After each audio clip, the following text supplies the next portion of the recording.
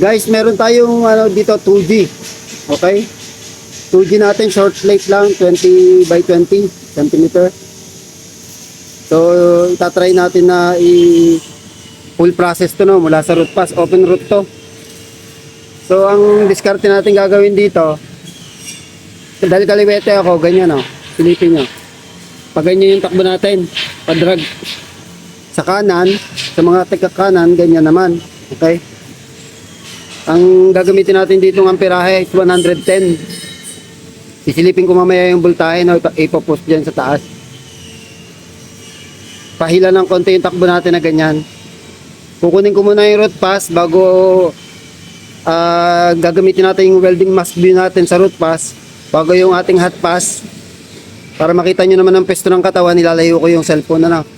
Tapos kung kailangan pa natin mag-fill pass, i-welding mask view ulit natin hanggang capping na. Okay? Ito yung ating plate.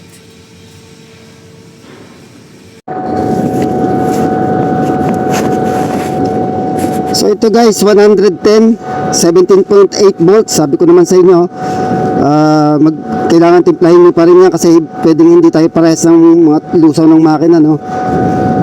Medyo mataas doon ng konti, ibababa natin. Importante din yung level ng weldingin mo, kung depende sa height mo, na dapat kumari sa leeg, yung level sa leeg mo para kitang-kita mo yung wine-welding mo, no? Tapos yung gloves, kung meron kayong gantong pansapin, pwede nyo kasi ganito yung kamay mo dito.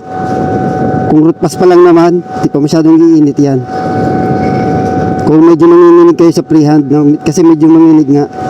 Kaya ako sinasabing dapat level sa liig para hindi tuwid yung dalawang paa nyo. Kasi pag kinulungan, pwedeng huminig din yan, mga alay, no? So simulan natin dito sa yung welding dito, no? Root pass tayo. Bali silang ating gagamitin dito na weaving. Halos wala nang weaving pero medyo may konting sino.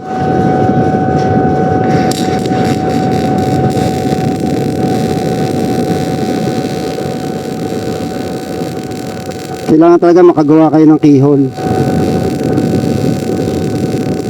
Importante yun guys.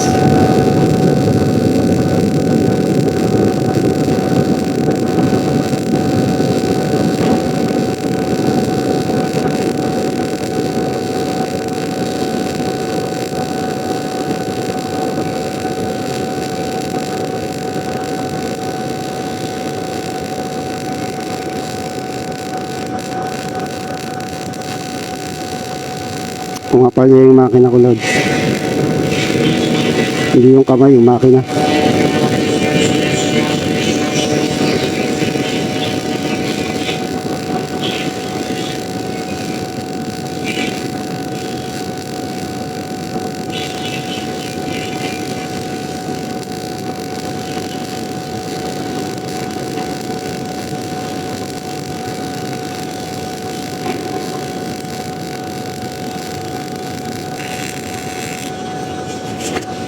So, ilawan natin. Hopefully, lumusot yung ating root pass kasi hindi ko makikita ngayon. Ewan ko, ayan yung ating root pass, no? Silipin natin, kapain na lang natin. So, lumusot guys. Palagi ko maganda yung ating root pass. Okay. Tama-tama lang, mga 2 mm yung umbok niya, no?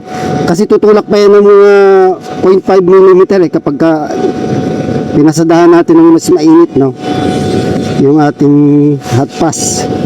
So gaya na sabi ko, gawin natin body body view, no, doon para makita nyo yung katawan ko. Ilalayo natin yung cellphone.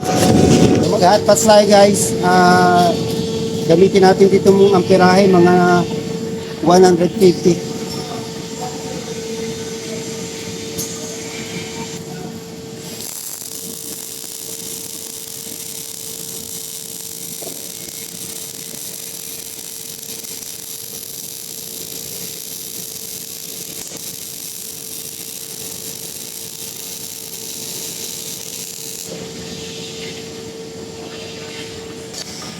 So ito guys yung ating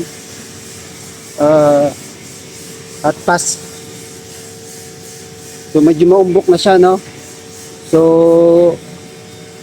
ang plan ko dyan is maggawa na ako ng isang ah, isang layer dito, tapos diretso capping na, okay? Papakita ko sa inyo kung paano i-start yan pag ganyan, no? Pero sa inyo guys, pwede nyo grinderin yan, ha? Ako lang, hindi na ako mag-grinder.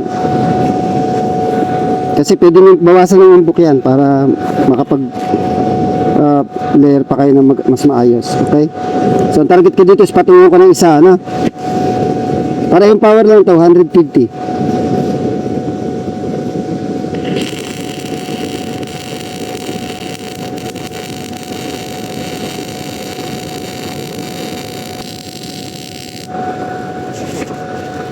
So kung mapapansin nyo mga lods, yung ginawa ko, tiyan mo. Kung mapapansin nyo, ganyan yung ginawa ko, no? Kasi okay lang na mas malaki pa yung dito sa baba, tas maliit na yung sa taas, mas maganda yan kumpara sa magpantay ang sukat. Alam niyo kung bakit? Kapag nag-welding na kayo, lalaylay na yung welding nyo dito. Ngayon, kung mas malaki yung tira dito sa baba kumpara dun sa taas, mas maganda yung magiging kamada niyan. Okay? Hopefully magawa ko nga na mas maganda, pero feeling ko maganda tong setup na ginawa ko. Okay?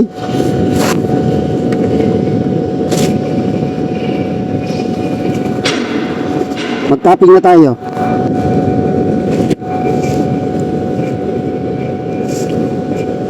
Kaya ano ko siya, pa-drag, okay? Pwede nyo rin i-push yan, pero mas gusto ko yung drag dito.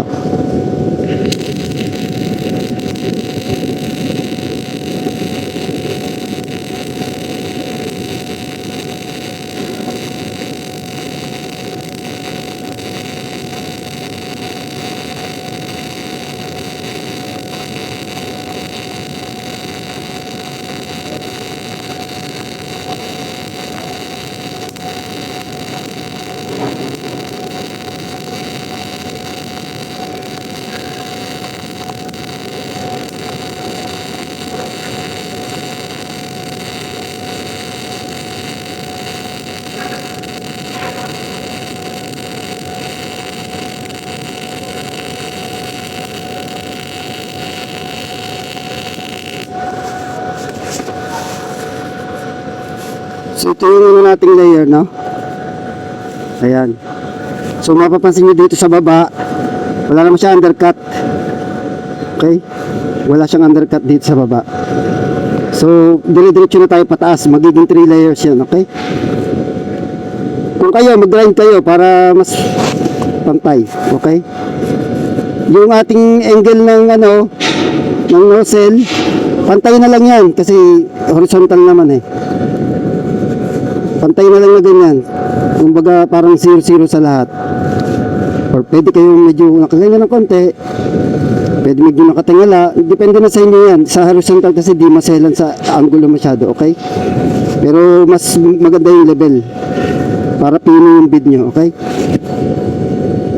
Ngayon second layer na tayo, okay? Wala nang palitan to ng ano. Sa final capping ko magbabawas ako ng konti.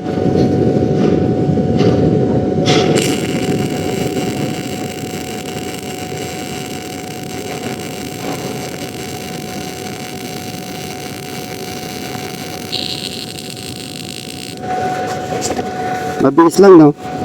So ito na yung second natin.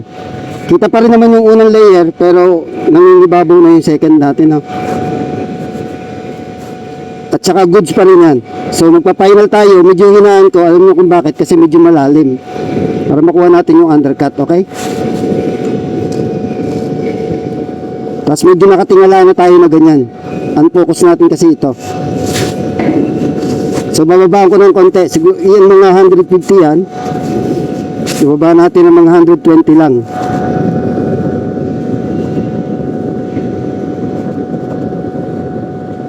So kita nyo naman yung voltage 18.1. Tapos medyo titulusan ko yung wire. Okay.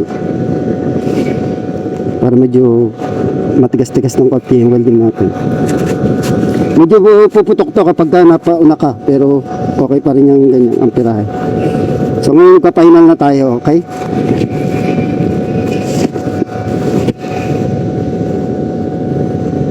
Medyo nakaganyan na yung nozzle natin, ha?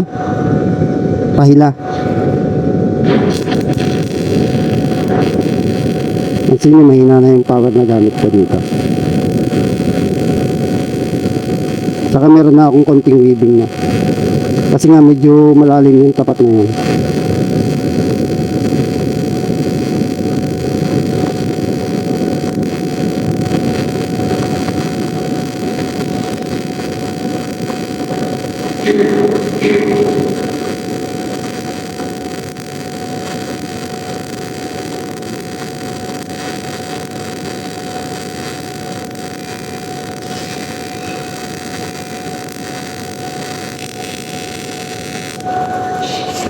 So ito na guys yung ating final na capping, no? Dito medyo ano siya, hindi lumapat, no? Pero good pa rin yan.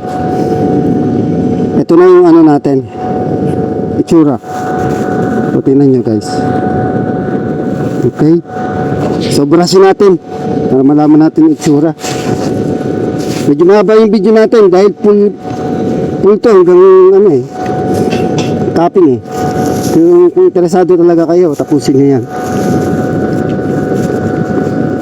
Sulat ko yan yung mga butlahe, ang pirahe ginamit ko, pero sabi ko nga, nakadepende pa rin yun sa inyo dahil iba't iba tayo ng machine. So dapat matutunan nyo talaga kung paano i-adjust yung amperahe at voltahe ng hindi na nakabase dito sa mga tinuturo kong voltahe. Ito ay guide nyo lang. So ito goods to, walang undercut. Yung bid natin hindi pa masyadong madaling tingnan. Medyo may konti tayong hindi nagpanagpo ng mga welding dito sa gitna. Ito. Medyo hindi magpanagpo yung sukat. Pero hindi yan masyadong problema. Okay? So kung titingnan nyo, yan na itsura natin. Silipin din natin yung likod, no? So papakita uli nang hindi siya lagay sa mask, mas malinaw ito tingnan pa ganito. Isin natin, okay? Tingnan natin yung likod. Yan guys. Kung mapapansin nyo, lahat lusot talaga siya, no? Hindi man siya ganun ka-equal yung itsura kasi yung pagkakapit up ko, medyo nagmamadali ako, hindi ko na masyadong napantay talaga yung sukat, no? Pati sa pagbebebel ko, nahirapan din ako na magbebel ng matagal, kaya mano-mano kasi yan, kaya hindi masyadong perfecto. Pero kung machine na magbebebel niyan, mas maganda ang kalalabasan niyo dyan. So kung makikita niyo yung ating root pass, ay para sa akin goods na yan. Kahit di sa pantay ang laki, no? Medyo dito nag-over-penetrate tayo. Pero pag tinignan nyo yung taas niya, guys. Paano ba? Yan. Walang umumbok dyan. Pantay talaga siya, no? Pantay talaga yung kanyang height dito. So that means maganda yung sa lansa natin ng root pass. Grinderin natin, okay? Makikita nyo naman, diba? Ang ano niyan, pantay yung ano, walang umumbok. So, yan, masisilip niya pag ano. So, ganun lang guys, pag 2G, no? Para sa akin, mas easy talaga 2G kumpara sa 3G, no?